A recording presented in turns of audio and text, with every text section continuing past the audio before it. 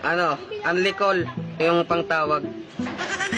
Sabi ni Papa, pang Cavite daw yun. Unlicol din, pangtawag talaga yan. Oo. Unlicol na nga. Oo. TM yan, pangtawag. Pangtawag ng Cavite yan eh.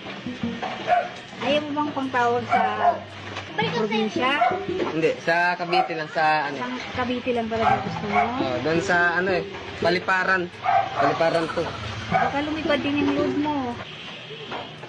Unlicol ano yan? Unlicol TM. Unlicol.